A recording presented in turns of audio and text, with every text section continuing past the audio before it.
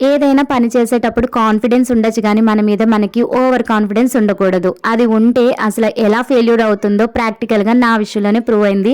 అది వీడియో రూపంలో మీ అందరికీ కూడా షేర్ చేస్తున్నానండి. సంక్రాంతి అంటేనే మన తెలుగు 2 రాష్ట్రాల్లో పిండి వంటకాలతో ప్రతి ఇల్లు గుమగుమలాడిపోవాల్సిందే కదండీ!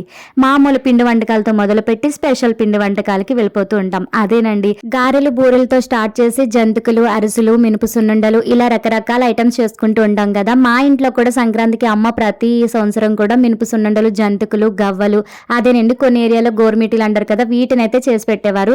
బట్ ఈ సంక్రాంతికి మా తమ్ముడు పండగకి ఇన్వైట్ చేసేటప్పుడే "అక్క నువ్వు ఏ రెసిపీ అయినా సరే యూట్యూబ్‌లో చూసి చాలా బాగా చేస్తావు కదా!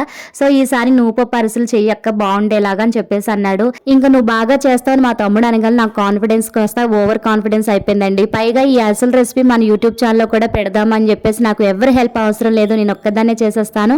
నాకు అన్ని మెటీరియల్స్ ఇచ్చేసేయండి అని చెప్పేసాను. ఇంక అంతే మొత్తానికి మొదలు పెట్టేశానండి. అరిసెలు 1, 2 సార్లు వేయగానే బాగానే వచ్చినాయి. ఇంక తర్వాత మూడో వాయి నుంచి ఇంక మొదలయ్యిందండి. టేస్ట్ ఏమో గానీ చూడడానికి అసలు నాకే చిరాకు అనిపించింది. ఎవరు చూడకుండా ఉంటే బాగున్ను. వీటిని వెనకాత నుంచి తీసుకెళ్ళి ఎక్కడైనా పారేద్దాం అనుకున్నాను. బట్ ఇలాగా నూనెలో డీప్ ఫ్రై అవుతున్నాయో లేదో మా తమ్ముడైతే వచ్చేసాడు. "థ్యాంక్ యూ అక్క నాకోసమే అరిసెలు వేస్తున్నావు" అన్నాడు. ఇంక చేసేది లేక టేస్ట్ ఎలాగుందో చెప్పరా అని చెప్పి ప్లేట్‌లో 2 ఏసి ఇచ్చాను. తినగానే ఎలాగున్నాయిరా అని అడిగితే చాలా అంటే చాలా బాగున్నాయి అక్క. ఈ అరిసెలు ఏదో భోగి ముందు రోజున వేసి ఉండాల్సిందబ్బా అన్నాడు. "ఏరా" అని అడిగితే "ఏం లేదక్క భోగి మంటల్లో పిడకలకు బదులుగా వీటిని వేసేవాడిని కదా" అని అన్నాడు. ఇంకా నాకు అర్థమైపోయిందండి. ఇంక వాడు ఇండైరెక్ట్‌గా మనకి కౌంటర్ వేసేసాడని. ఇంకా "ఇదేంటక్క నువ్వు ఇలా చెప్తున్నావు ఫెయిల్ అయిపోయినాయి" అని చెప్పి బట్ వీడియోలో అరిసెలు మాత్రం చాలా బాగున్నాయి టెంప్టింగ్‌గా అని అంటారేమో.